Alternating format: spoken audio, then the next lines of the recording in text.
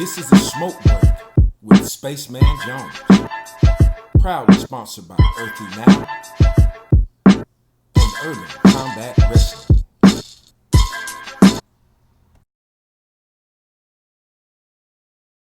Good morning, everybody. This is Spaceman Jones with a smoke break. Thank y'all for tapping in with us. And today we have a very special guest, man, a man who I admire greatly in the music field. This is Michael Selverne. How you doing this morning, Mike? Hey, good morning, Spaceman. I'm doing better than I deserve to be, my friend. Thank you so much for asking. It's really good to see your face. Yeah, man, it's great to see you too, man. For those that don't know, Michael Selverne has been in the music and entertainment business for 30 plus 40 years, his whole life, really. You know, The longer you talk, the older I get. but this, if for the people who don't know you and how instrumental you have been, like in getting some of the great voices of urban music to like the world. You know, if you want to give the folks a introduction into who you are and what you do. Uh, I'm a guitar player. I went to music school, moved back to New York, started studying music with this cat at Juilliard. Taught all the jazz guys that I came up with, Mike Brecker and Mike Stern and John Faddis, Peter Erskine, all those incredible musicians. And at the same time, I was actually going to law school and working as a studio guitar player.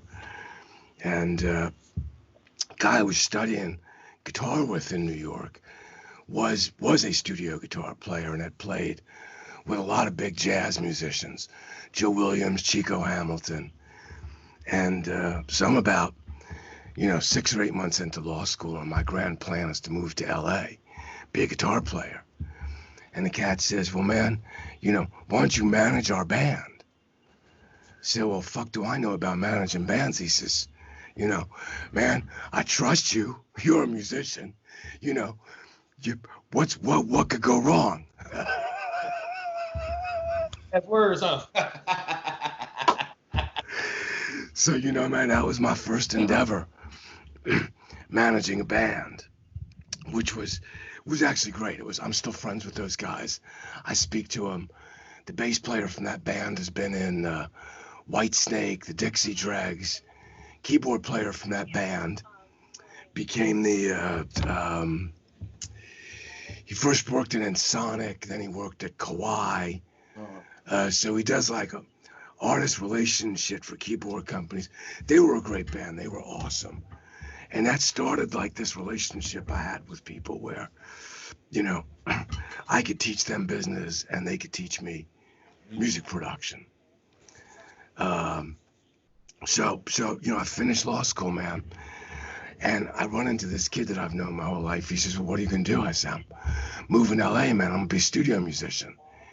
He says, well, either that or my dad's got this little law firm downtown and we could move in there for free and start a business. I was like, all right, I don't really know much about fucking starting a law firm, but that sounds like a great excuse to start a music production company. Yeah. So that was, like during the day we'd have guys come in and, like the UPS guy go like, I'm a singer. And then at night I'd be hitting all the clubs, catching up with the bands and, looking to put together records and find my way into doing things. And then one day I studied with this cat at Juilliard, and I was getting into my lesson, and he says, can you help a friend of mine? He's a very established musician. Can you help him with a problem? Dude, I'm like 25. I don't know shit. But, first rule of being in the music business, you don't say no to nothing. It pays. Yeah. Get the bread because it's few and far between. Believe that. It's like, can I play the trombone? No problem. So, so the dude he introduces me to is Michael Brecker. And Michael, I know for the listeners out there, Michael was, for the period he was alive, probably the greatest living modern tenor saxophone player. Man. He was the legacy of John Coltrane, metal mouthpiece, playing in fourths, really sort of elaborate thoughts. He and his brother had the Brecker Brothers band, and then Michael went on as a studio musician to play on every hit record you could think of in the 70s and the 80s. So that's who needed the favor. And it was a real wacky thing, man, but I actually knew how to help him out with this, so I helped Michael out. And he turned me on to his brother Randy and all the cats, Yeah. Gil Goldstein. And so like within a year, I must have been about 26. I'm now like officially representing all these cats. Real chops. These were the cats I was studying in music school. Like, I'm going 3 years ago, man. I was writing your shit out. Yeah. And now I'm sitting with dude in the studio. Yeah. So, But wasn't making a lot of money. They were my friends, And so I still needed to make more money. And at the time, hip hop was coming up. But when I say coming up, I mean, you're talking about the dozens up on the tracks in the Bronx. I mean, it wasn't no shit that people were paying money to listen to. yeah. It was real early on. Cold Crush and Charlie Chase and O.C. Rodriguez and, real early cats. And the thing is that, like jazz, when jazz started, jazz was black music. Yeah. Jazz wasn't acceptable in white culture. It was. That's something that I wanted to kind of segue into, because the times that we in the country right now, and you being a white guy out of New York, dealing in jazz like at a time in America where it was very segregated.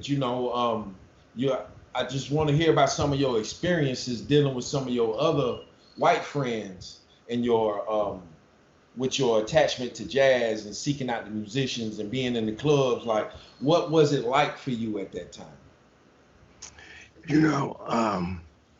Man, I'm old, so I I grew up in the 60s, and I wasn't we didn't have money growing up, but my parents wanted me to be educated, so they got me a scholarship at a Quaker school, right? And it was there's a whole other world, man, because these people, their whole religion is about peace and service, and reflection and depth. So when I was 6 years old, I'm sitting in Quaker meeting every Monday morning, being silent. Which is your kid? It doesn't mean much. But the other kids I was in school with were, it's not, when people say to me, yo, man, I'm colorblind. Yo, that's bullshit. Okay? Like, color exists, and color is good. Color in people is like color in music. It's texture, it's contrast, it has intrigue, and it's different. We don't have to look the same, but we got to treat each other the same. And so growing up, we weren't colorblind. I knew kids were African and Puerto Rican or Mexican. It just didn't matter where they came from. We were, man, we were little children living in the shadow of Martin Luther King. We actually believed that you judged someone by their character, not by their outward markings. So I was hugely privileged to be raised in a diverse place in Brooklyn, in a, like kind of lower middle class neighborhood with a lot of everybody. And so, we saw shit on television. You could see the protests and you could see the riots, but it didn't register to us. It was always a wrong thing. It was, you got this wrong, and it wasn't until years later when I used to get into it with Hakeem Green from Channel Live. Yeah. You know, we used to have these sit downs, man, and we'd get deep into it. And his whole thing was about, man, it ain't about white on black. It's about rich on poor. Yeah. It's about, as long as the government can keep us at each other, then we never really have the attention to go after the people that are really mistreating us, and the people that are stoking so much of this and are behind it. And we used to do this every couple of weeks, man. We'd go way down the philosophy hole. Yeah. And that was sort of that was a theme for me in my life, you know, when I met. So when I was a kid, these young rappers, there was nobody wanted to work with them. Nobody wanted to take them seriously or treat what they were doing as art. Yeah. You know, man, I was already in jazz, so it wasn't like, you know, I was living the mainstream life. I was having a conversation with about the birth of hip hop and how it was young black and Puerto Rican guys who were really turned on to the world by kind of alternative white folks. The gay folks in the clubs, that was the first place that they really got to play outside of the block party experience, you know. And I just really appreciate the fact that the way that America is, even though it's so racist and messed up with so many places, you find these stories of different ethnicities and different social statuses coming together to create these great subversive movements like jazz, like hip hop. It's all, and when you look at the origins of these musical kind of movements, even the punk movements, you're gonna see different ethnicities, different age groups, different social. Yeah, man. And that's the only way this cool stuff work, is if we all work on it together. You know? That's where you get artists who don't make a big fucking deal out of what you look like or where you come from. You know, Jaco Pastorius, the great bass player, used to say, the bullshit stops when the downbeat drops. Like, you know, we have a conversation in music about music. Yeah. And if you're in the room and you can hang, then you can hang. And if you can't hang, then you can't hang. And the rest of it is bullshit, right? Yeah. So, you know, like jazz was this fringe music, man, because it was the Negro people. It was, you know, bad shit back in the day. So it lived on the fringes. Meanwhile, the guys that were playing it, the really going back to Buddy Bolden, you know, the man that I credit as being the first real jazz man, you know, and then forward through New Orleans, these guys were getting chops. They were learning their art. They'd get on the back of flatbed trucks, you know, and get drove through the city, having cutting contests, playing, see who could outplay each other. So you've got this fringe music, right? But meanwhile, it's getting better. And it's getting really sophisticated. And then you get up into like 29, 30, you get Charlie Christian, the guitar player. You get Minton's Uptown in Harlem, which is where the cats go after their gigs. And that's the birthplace of bebop. You got Diz up there, and you got Charlie up there, and you got guys that are now blowing lines, right? But they're still doing it at Minton's Uptown. It's still not the thing. But then you flip forward, right? You get into like the whole white co-opting of black music.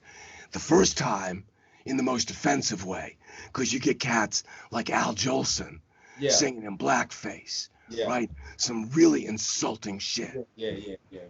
But Then you get into some of the white cats in the big band era, coming in the 30s into the 40s. Yeah, guys who were, even though they were jazz musicians, they were punk as fuck. They didn't give a fuck. They was like on the cutting edge, and then they were also like taking big risks, because even being associated back then would kind of strip you of a lot of the white privilege that you did have back then, because they was vicious on them guys, man. The cops would hit them across the head and run them into jail. And man, I can't speak. I those guys sort of passed on before I really got to know them. The Charlie Parkers, and some of those true legends. I got to know Miles in passing, and a few guys that connected me to the older world, but music was their thing. They lived in this space. Chet Baker was white, and Miles was black. It didn't really fucking matter, because they were moving the envelope. Mm-hmm. They were what was happening in music. And if you were around in the 50s, you were listening to Miles, and you were listening to McCoy Tyner, and you were listening to Jerry Mulligan, and to Howard Roberts, the white guys, the black guys. It didn't make a difference. Right. What they shared was the white cats were kind of also on the fringe, because they were jazz musicians. Yeah. So they were sketchy motherfuckers, right? But finally, in the 50s, you get cats like Miles, who goes to Juilliard. Now, there's no fussing with that. He went to Juilliard. Yeah. That is, his provenance for being a great musician. And that's when you get downbeat, and you get reviewers starting to review jazz. And now all of a sudden, it's not necessarily in clubs. It's making its way to Carnegie Hall and to big venues, right? And eventually now we revere jazz as a sophisticated American. The cornerstone of American music. So hip hop for me was the same thing, right? You got these cats, and they're young, and they're innovative, and they got skills. The thing about the cats back in the day, man, was, the dozens was all about how quick you were. It was how fast you were, man. How facile you were with words. And these cats were on it. They could take you down just toe to toe. Amazing lyricists and poets. And people didn't see this because they wore hoodies, or they had dreads, or, they didn't fit the mold of white pop music or even black pop music. Yeah. This wasn't some Temptation shit with guys wearing matching suits. Yeah, this was something completely different, and it was aggressive, and it sounded like the streets. It was individual, And RZA always said to me, man, in the early days, we used to talk about this. RZA was like, yo, the music I make reflects the place I come from. If you don't like it, then fix it or change the fucking channel. But don't silence me. Don't tell me I'm not valid. Don't mute me out. Because I'm only reflecting to you the shit that I see in the fucking streets I live in. Yeah. And if you find that offensive, maybe you should think about that. Take some responsibility, with how, and that's a good segue over into like artist responsibility, and you've been around the music business for a long time, and you've seen kind of some of the behind the scenes struggles of artists trying to make statements and trying to create art that's not only sounding good and it's about the music, but also can affect some social change. What do you think the artist's responsibility to speak about the issues of the day? What do you think about that responsibility? Man, I'm conflicted about that, because as an artist, you make your statement through your art, right? people don't necessarily want to hear your opinion about politics, Yeah. right? I mean, personally, I find way too many actors, you know, who think the world of themselves, who freely share their opinions that I don't need to hear, Okay. right? There are some people that actually have something to say. But in a world where everybody's got, you know, a microphone and they all have opinions, I think, you know, you got to think about, as an artist, what you want to do. I think there are some artists who are incredibly effective with the statements they make and the things that they do, the way in which they go about change. And then I think there are a lot of people who get themselves into trouble. You know, I think Kanye's strength is in the studio. I think it would behoove Kanye to shut the fuck up in public because nobody can figure out what the fuck he's saying, you know, what issue he represents. You know, it's sort of, he's very impulsive and he speaks about what comes to mind. But bro, that's not a leader. That's just you doing your Facebook thing live with people. Yeah. And that's not what your fame is about. Your fame is about your talent. So if you can't say it outside the studio, say it inside the studio. But the thing is, you know, and this is going to get me in trouble, but there are a lot of great artists that are very troubled human beings. Oh, right? Yeah. Yeah. So I mean, R. Kelly has made some amazing records. Yeah, but he's a shitbag of a human, and I don't think that we should make it. I don't think that we should continue to make excuses for people who create great art who are not like. It's got to go hand in hand a little bit. When you're victimizing on the level that he is. Well, but Dave, when you listen to him, doesn't it still touch you? Yeah. So it ceases to be about him. He's left us this body of work. You know, the controversy about Michael Jackson, Jerry Lee Lewis, Elvis Presley, great artists have had a lot of problems. Yeah, plenty. And I am a artist who done had a lot of personal problems in my life, and I understand that everybody needs the chance, even if. And I'm of the thought process that even if you do the most horrible, unimaginable things, that you deserve a chance to straighten your life out.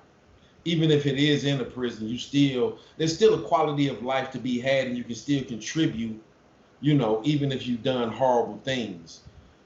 My thing is, when I listen to some of these artists, especially R. Kelly, hearing him brings up what he did, and it kind of makes me turn off, like, man, fuck him. You know what I'm saying? And maybe in time I'll be able to get over that. But right now, that's where I'm at with it, is where his presence brings up to me the things that he has done, you know, and that also gave him the fame and the means to continue to carry out his crimes with almost impunity, with almost like he was, you know, because he was rich and famous and people didn't question what he did, and he used his fame to. I think that we dropped the ball collectively a lot of times on that, because it wasn't anybody who was able. People saw what was going on and was just like, damn, that's R. Kelly. What am I supposed to say? And I wish that that wasn't the case, because But you know, even like Harvey Weinstein, one of the world's great pigs, you cannot take away that he made brilliant movies. So do you not, if those movies touch you, if they inspire you, if they take you to a better place or move you to a better direction or enable you to find the leader in yourself, do you ignore them because the artist was corrupt? So when you ask me that question, I think there are some artists who are, man, you know, I'm going to include athletes because I was listening to Kareem last night. For you younger kids, that would be Kareem Abdul-Jabbar. Oh, yeah. And, you know, there was something about his presence. Stacy, my wife, looked at me, man, when he was speaking, and she said, he's got some presence, man. His aura is so special. His words were so, they were so rich with meaning and inspiration, you know, that it was natural for him. He just felt that moment. He was the leader of his team. He was the leader of his sport. He's a leader of men. It just came to him. And it was so beautiful to see him speak. You know, there's some people, Muhammad Ali is the other one. You know, I was in his presence once and was awed by his eyes, his physical presence was incredible, you know, and kids think of him as a boxer, but he wasn't a boxer. Well, he was, but he was a leader of human beings. Something completely different. And I can see what you're saying on to the point of being able to separate the art from the artist. But there has to be like, I think that there has to be, for me, there has to be a little bit of time of me getting over being mad. Now, this is just me personally. Getting over being mad at what they did to enjoy the art. You see what I'm saying? I feel that. Definitely think that there should be a way that we could use their art to help undo some of the pain that they done. You know what I'm saying? Or some kind of way that we can say that this man may have made this, but his choices in life were not what you want to follow. Because some people get it very much confused, and it's hard. It's hard for me, you know, being a guy who has been inside of the criminal justice and seeing how people are able to get away with stuff for years and years and years because of their status. When guys who don't have the same status don't get that same leeway under the law. You dig what I'm saying? Look, you know what, bro? That's a separate podcast that I'll do with you about what we do to people in America and what we do to people of color in our prison system. And that's a whole other. But as you know, the point I was only trying to make is I think that we all, Dave, we lead how we can. Yeah. And some people, like Muhammad Ali, was able to be an incredible athlete, but an even bigger leader. And then some people, you know, my buddy Matt Townsend, who's a local singer here, you know, Matt he's not a grab a soapbox kind of a guy, but he wrote this song, I posted it a couple of days ago, called Freedom is Calling Again. And the first lines of the song go, look out, the cops are coming. Count the skulls, they're cracking in. And would they shoot you down for just living in your skin? That's it for me, man. Yeah. I've been blasting that shit because I'm looking on my TV and I'm watching the cops cracking skulls. Well, it's happening right here. It's happening right here in our little peaceful bubble of Asheville. I mean, didn't go out yesterday, but the prior 2 days I did go out and see what was going on, and people are pissed off and fed up with inequality.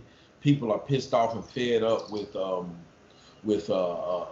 really overzealous policing, and I mean, you got these kids, right? And they have been growing up in the echo chamber wherever I don't know where these police come from that they have, but I don't recognize any of them from any, where did y'all come from? And they come into the community and they have this this idea inside of the police force, which I can see very much played out every day on the TV and every day as you interact with them. They have this idea of it's us against y'all, and Yeah. you know, and then you have situations where you have these situations that have to be addressed, that have to be taken care of.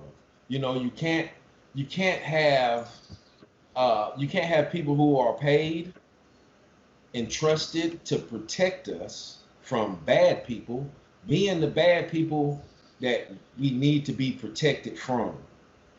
Um, and in our little small town, I think that we have seen this play out over the past few days. Um, and we have seen it firsthand that no matter where you at, no matter how nice the people are, no matter how trendy your town is, that there remains the problem of race relations. There remains the problem of tyranny. I'm gonna go ahead and say it, tyranny. Um, there remains this problem right here in this place where so many people come to play and laugh and have a good time. Um, it came to our doorstep, Mike. You know, let me. I stole this from. I heard this yesterday. Okay, man. First of all, we don't have understanding. You know, when you go in the studio to make a record, right? The very first thing that I do with people is we talk about what kind of a record we're going to make. What's it going to be? Because we can't sit here and work at cross purposes with each other. Yeah. Well, you going, man, I want some hard slamming East Coast, and I'm going, well, fucking, you know, I want some strings and some quiet and fucking, that ain't gonna go nowhere, No. right? Because we ain't talking to each other. Yeah. We're talking across each other. Yeah. And where we at in society is this, right? Not all African Americans are criminals. Not all white people are racists. Not all cops are crooked. And hatred comes in all colors. So we all need to stop a minute and breathe and start to try to get some understanding. The other thing that, you know, here's the answer to a question from 20 minutes ago. It took us a while for me to kind of get to this internally. But you asked me about, you know, something like, what's it like with other white people? Yeah. Or other white artists. Here's what it is for me. I grew up with just having a lot of African American friends and Puerto Ricans and, you know, a couple of whack ass Asian guys and, you know, and I've lived with them through a lot of racism, walking into a store and some motherfucker's following you because your friend is black. Yeah. Standing on a street corner in New York, telling my friend, go hide over there. I'm gonna hail you a cab. Because cabs won't stop for a brother. Yeah. Right? I've seen this fucking shit. And though I don't understand it, it's not my life. My dad didn't have to sit me down and have the talk with me. I've lived through that with my friends. And so I understand a tiny fraction of what it must be like to have black skin in this country and to always be under indictment for having done nothing but be black. I think that's one, for me personally, that's one of the most hurtful feelings, is always feeling like I have to explain why I'm here or why I have that. I'm always under this cloud of suspicion of wrongdoing, which is a heavy stress in my mind. I mean, I can't stand it. You know, I feel like my whole life has been a fight to I belong here. You know, I'm supposed to be here. I've been fighting my whole life to belong in a place where I was born at and raised, and it's just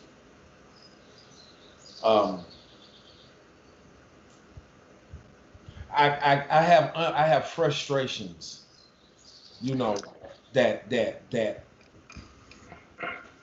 my main thing is I have frustrations that justice will never be served for people who look like me, and I feel like it's a lot of folks who want stuff just to go back to normal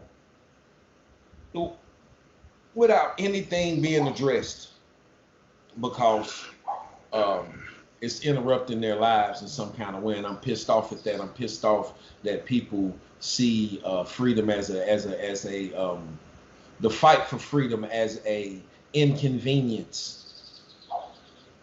I'm a little bit mad at that, and I can admit that I'm angry at that, and I can admit that I have a lot of frustrations about that, and I don't understand why people just don't get it. But I also know enough just from living life that there's a time when you can feel mad, and there's a time that you can feel like fuck this shit, but eventually you got to put your feet back on the street and do what you was here to do, you know. And that's whether things change or they don't change. You know what I'm saying? Because pretty much as black people in America, we've been living under constant duress since the 1500s, pretty much. You know, it ain't never been a time. So it's like whether it, you know, we're going to have to live whether it really changes or it doesn't. But I really, really hope for the sake of future peace that it does change. Man, you know. So that's the biggest problem I've got is I don't think that enough people understand what it means to be black in America, what it means to be living in a promise that's never fulfilled. Never. We promise y'all the Constitution, and then we beat your asses with it as we shove you into the back of a patrol car. It's bullshit.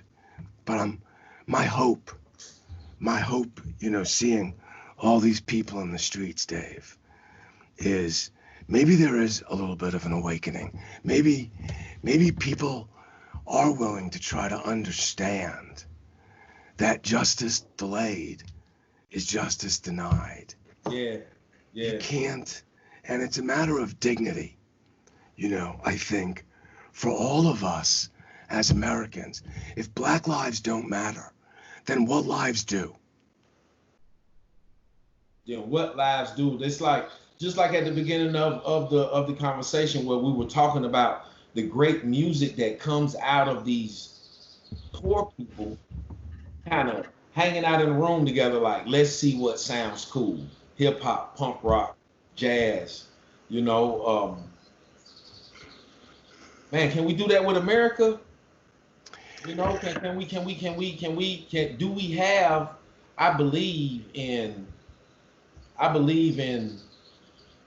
like when I grew up, man, I believed in the freedom and happiness and the pursuit of happiness and justice and what America was stood on, you know, because it's a great thing to believe in that there's a place where if you apply yourself, you can do whatever you want to do. And I think that is true to a certain degree. It's just some of us got to work a hell of a lot harder, you know, to stay alive while we trying to chase it. You know what I'm saying? Well, so then, bro, see, here's the thing, right? It's it's a bit of a bullshit dream because all of us, black people and white people, like today, we just accept, right? We accept as part of society that schools in the ghettos are just not as good as schools in the rich communities. We accept that as a fact of life. Why do we accept that? We accept that because in America, the way things have been is the way that it's gonna go. You know what I'm saying? It's a business as usual type of place. But with the coronavirus and all of these protests, things done been grinded to a halt, and now we all have to kind of collectively look at ourselves, and we got to look at who we put in leadership, and we got to look at how we are being to each other. You know what I'm saying?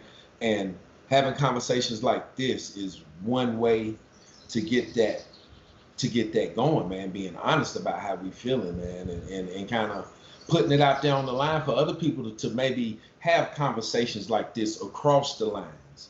You know, I would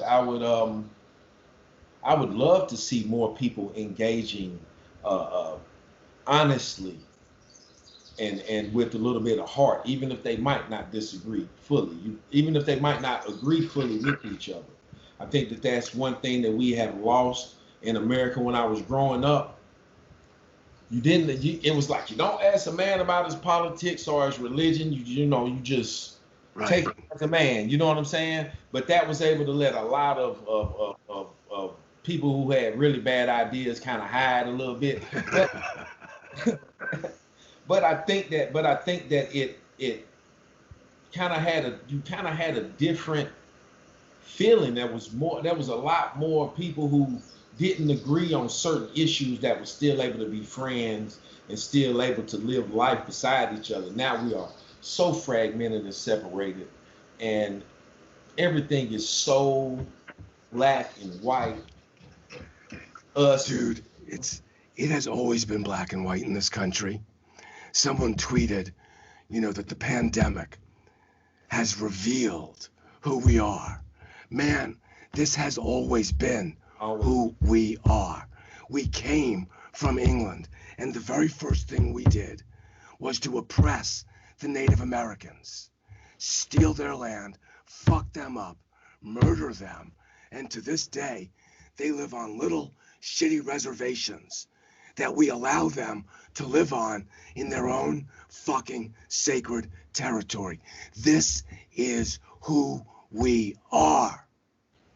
And until we accept that, it is not going to change. And a lot of people don't want to look down into that.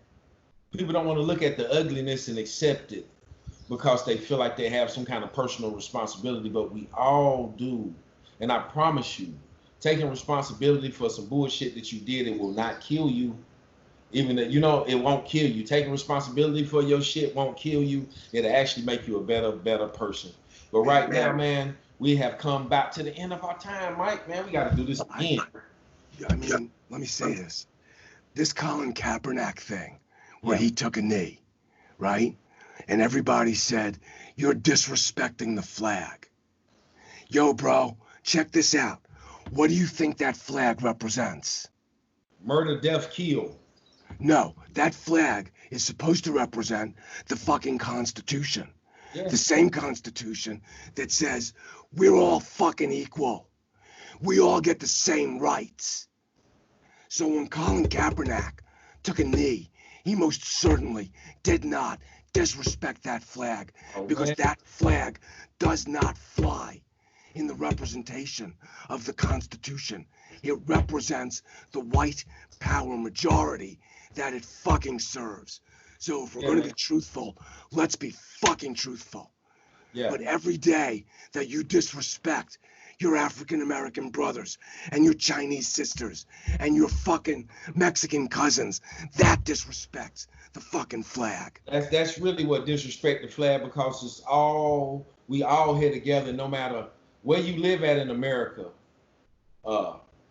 We are all Americans. You know what I'm saying? And the idea, even though it's a bullshit dream, the idea is universally accepted that freedom of speech, freedom of living, freedom of religion, freedom to be able to choose what you want to do, freedom like we supposed to have in America, that idea is something that we need to be scratching, biting, and clawing and fighting for, because it's been hijacked for several, a couple hundred years now. Yeah. And we need that back. We need that back. Or we're not gonna have anything. Let me ask you a question. How you think those Al-Qaeda motherfuckers talk about us? You think they go, let's go kill us some black Americans, and then we'll get us some Jewish Americans, and then we'll go after the Methodists? Those motherfuckers don't talk that way. We all Americans to them. If we all Americans to them, why can't we be all Americans to each other? And not just be all Americans to each other. We can't be all Americans to each other if we forget all the bullshit that's done happened. We must address that. We must address it. We must repair it. We must fix it and make sure that it's not that way going forward. You see what I'm saying? A lot of people won't that. They want that. They want it to be unity, but they don't want to fix what already happened. We have to fix. We have to. Man, I know you were raised the same way I was. If you break something, you fix it. Yeah. If you hurt someone, you say you're sorry. You don't take what's not yours and you put shit back where you found it. Where you found it. Exactly. Martin Luther King, you know, in the I Have a Dream speech, talked about that America has written the black people a check that was returned for insufficient funds. Yes. It's time for white culture to make that good. Make it right. To our African American brothers and sisters. The answer to Black Lives Matter is not all lives matter. It's yes, Black Lives Matter. And we gonna prove it. Dig that. Groove on that. And maybe, if Black Lives Matter, maybe Asian lives matter. Maybe Guatemalan lives matter. And it's spread around the world. I think that a lot of the all lives matter idea really strips people away from who they are as individuals, and it kind of silences and denies the cries of, man, we are hurting. You know, I think it's a big nullification. You know, it's insulting and it's diluting. Yeah, it's very much. But we want to thank you, Mike, for coming on. And since we didn't get it at the beginning of the show, we always like to invite a little bit of the spirit in. We'll put our 10 breaths at the end of the show. We're just going to breathe a little bit because we both had our blood pressure kind of get up a little bit during this conversation. So I'm going to lead us in a round of 10 breaths. And the folks that's listening in, y'all can go ahead and join us. This is a great way to kind of center and ground. 1.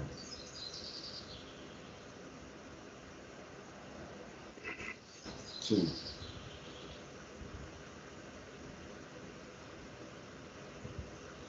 3.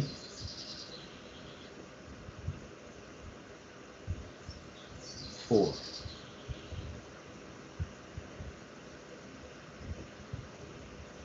5.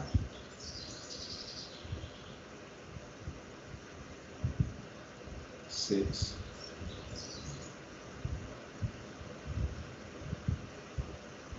7.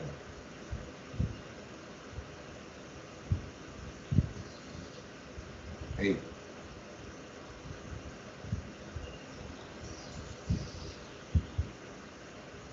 9.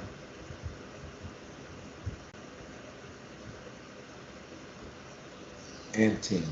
Thank y'all for joining in with that little moment of I feel a little bit better, calmer.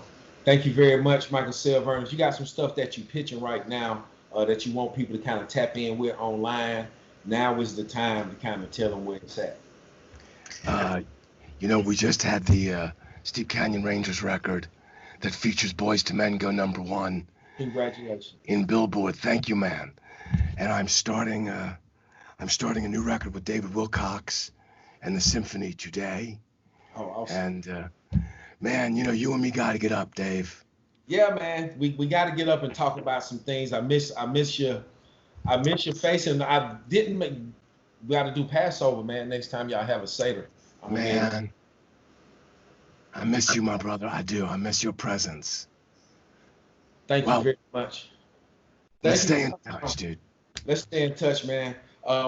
Stick around, man. We about to. I'm gonna hop off. We're gonna stop recording, and I got to tell the folks, man. This is Spaceman Jones with a smoke break. Thank you very much. Make sure you check out our sponsors, Earthy Now at earthynow.com for all of your quality hemp supplies, and of course, Urban Combat Wrestling. You know what I'm saying? Our other sponsors. Shout out to Mook and Alan Brody. Man, peace. Y'all take it easy. We check y'all next week. This has been a smoke break with Spaceman Jones, sponsored by Earthy Now and Urban Combat Wrestling. See you next week.